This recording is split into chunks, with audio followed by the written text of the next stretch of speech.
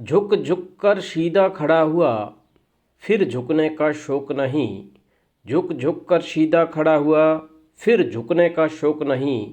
अपने ही हाथों से रचा स्वयं, अपने ही हाथों से रचा स्वयं। तुमसे मिटने का खौफ नहीं। तुम हालातों की भट्टी में, तुम हालातों की भट्टी में जब जब भी मुझको झोंकोगे, तप तप कर सोना बनूंगा, तप तप कर सोना बनूंगा मैं। तुम मुझको कब तक रोकोगे, तुम मुझको कब तक रोकोगे, तुम मुझको कब तक रोकोगे। जी हाँ, हिंदी साहित्य वस्तुनिष्ठ में आपका हार्दिक स्वागत एवं अभिनंदन। यूजीसी नेट का सिलेबस चल रहा है, उसमें आज रीति संप्रदाय करेंगे। वामन रीति संप्रदाय का प्रवर्तन आचार्य वामन ने किया। विशिष्ट पद रचना रीति आचार्य वामन की है। विशिष्ट पद रचना रीति आचार्य वामन। वामन ने रीति के 3 भेद किए हैं: वैदर्भी रीति, गौड़ी रीति और पांचाली रीति। वैदर्भी, गौड़ी और पांचाली। वामन के अनुसार वैदर्भी रीति में सभी गुण विद्यमान होते हैं, अतः वह सर्वश्रेष्ठ मानी गई है।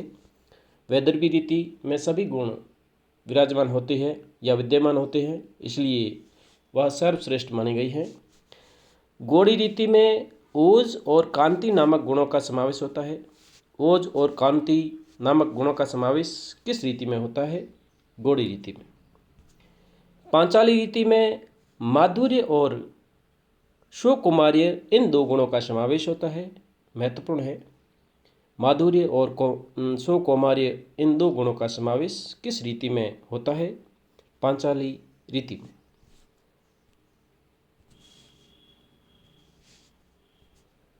वामन के बाद दूसरे आचार्य है आनंदवर्धन। आनंदवर्धन रीति को संघटना नाम दिया। आनंदवर्धन ने रीति को संघटना नाम दिया। महत्वपूर्ण है, रीति को संघटना नाम किसने दिया? आनंदवर्धन ने। संघटना का अर्थ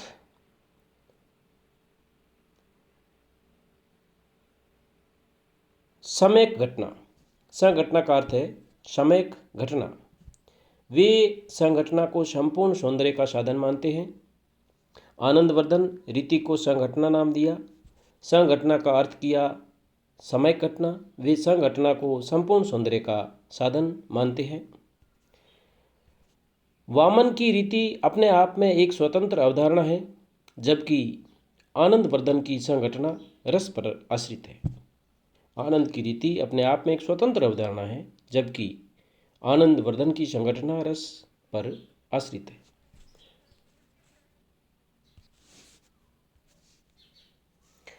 रीति के अगले आचार्य है राजशेखर। राजशेखर ने वचन विन्यास के क्रम को रीति कहा है। महत्वपूर्ण है, वचन विन्यास के क्रम को रीति किसने कहा? राजशेखर ने। यहाँ वचन का आशय शब्द अथवा पद से है तथा विन्यास क्रम का अर्थ है रचना से। विन्यास क्रम का अर्थ रचना से है। राजशेखर ने वचन विन्यास के क्रम को रीति कहा है। यहाँ वचन का आशय शब्द अथवा पद से है तथा विन्यास क्रम का अर्थ रचना से है। रीति संप्रदाय के चौथे आचार्य आचार्य कुंतक। कुंतक ने रीति के लिए मार्ग शब्द का प्रयोग किया। बहुत ही महत्वपूर्ण है, रीति शब्द के लिए मार्ग शब्द का प्रयोग किसने किया? आचार्य कुंतक। रीति के 3 भेद बताए: सुकुमार मार्ग। हाँ, आचार्य कुंतक ने रीति के लिए मार्ग शब्द का प्रयोग किया और मार्ग के 3 भेद बताए हैं उन्होंने: सुकुमार मार्ग, विचित्र मार्ग और मध्य मार्ग। सुकुमार मार्ग, विचित्र मार्ग और मध्य मार्ग। रीति के पंचम आचार्य आचार्य मम्मट।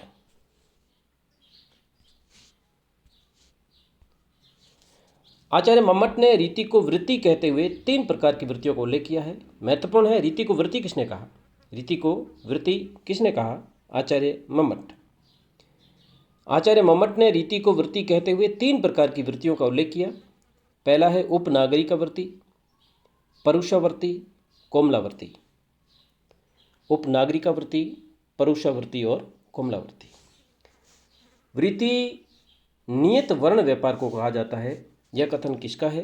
वृत्ति नियत वर्ण व्यापार को कहा जाता है, यह कथन आचार्य मम्मट। गुण शब्द और अर्थ के शोभाकारक धर्म है, यह कथन किसका है? गुण शब्द और अर्थ के शोभाकारक धर्म है, यह कथन है आचार्य वामन का।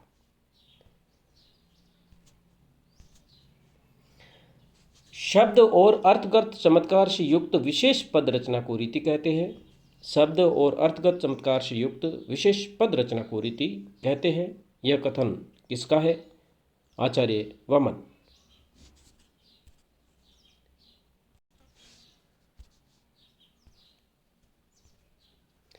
अगला टॉपिक है रीति और गुण। रीति और गुण। आचार्य दंडी ने गुणों को ही रीति का आधारभूत तत्व स्वीकार किया है। दंडी ने 10 काव्य गुणों का उल्लेख किया है। दंडी ने 10 काव्य गुणों का उल्लेख किया है। श्लेष, प्रसाद, क्षमता, माधुर्य, सुकुमारता, अर्थव्यक्ति, उदारता, ओज, कांति और समाधि। इस प्रकार से आचार्य दंडी ने 10 काव्य गुणों का उल्लेख किया। श्लेष, प्रसाद, समता, माधुर्य, सुकुमारता, अर्थव्यक्ति, उदारता, ओज, कांति और समाधि। आचार्य वामन ने 2 प्रकार के गुण माने हैं। पहला है शब्द गुण और दूसरा है अर्थ गुण। आचार्य वामन ने 2 प्रकार के गुण माने हैं।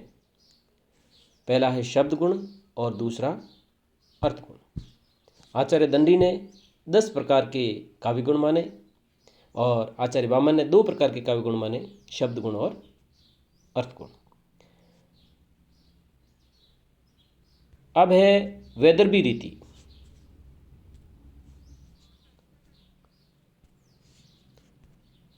आचार्य वामन ने रीति के 3 भेद किए हैं, वैदर्भी, गौड़ी और पांचाली। उसमें पहला पॉइंट है वैदर्भी रीति। वैदर्भी रीति का मूल आधार माधुर्य गुण होता है। ट, ठ, ड, ढ वर्णों का प्रयोग इसमें नहीं होता है। वैदर्भी रीति में ट, ठ, ड, ढ वर्णों का प्रयोग इसमें नहीं होता है। यह रीति श्रृंगार, करुण आदि कोमल रसों के लिए उपयुक्त मानी गई है। अब है गौड़ी रीति। वैदर्भी रीति का मूल आधार माधुर्य गुण है और गौड़ी रीति ओज एवं कांति गुणों से संपन्न होती है। गौड़ी रीति ओज एवं कांति गुणों से संपन्न होती है तथा इसमें माधुर्य गुण का अभाव होता है। किस रीति में माधुर्य गुण का अभाव होता है? गौड़ी रीति में। यह रीति रौद्र भयानक रसों की अभिव्यक्ति के लिए उत्तम है। इसमें भाषा सामाजिक होती है।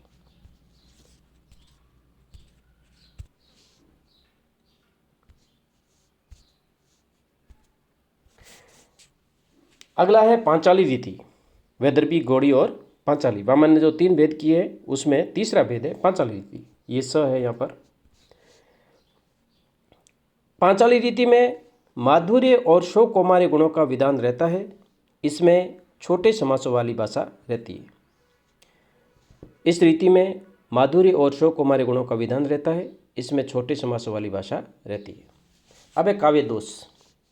आचार्य मम्मट ने अपनी काव्य परिभाषा में दोषहीनता को काव्य का एक लक्षण मानते हुए लिखा है। आचार्य मम्मट ने अपनी काव्य परिभाषा में दोषहीनता को काव्य का लक्षण मानते हुए लिखा है। तददोषो स्वार्थो सगुणा वलनम कृति पुनः क्वापि। महत्वपूर्ण है। तददोषो शब्दार्थो सगुणा वलनम कृति पुनः क्वापि पंक्ति किसकी है? आचार्य मम्मट। यहाँ प्रयुक्त अदोषों का तात्पर्य दोषहीनता से है। काव्य का वह शब्दार्थ है जो दोषहीन, गुणयुक्त, कभी कभी अलंकार रहित होता है। रस के अपकर्षक दोष कहलाते हैं। उक्त कथन किसका है? रस के अपकर्षक दोष कहलाते हैं। उक्त कथन किसका है? आचार्य विश्वनाथ। धन्यवाद साथियों। अग्रिम वीडियो का नोटिफिकेशन सबसे पहले पाने के लिए इस चैनल को अगर आप भूल गए हैं तो सब्सक्राइब कर दें, लाइक करें, अपने दोस्तों में शेयर करें। धन्यवाद।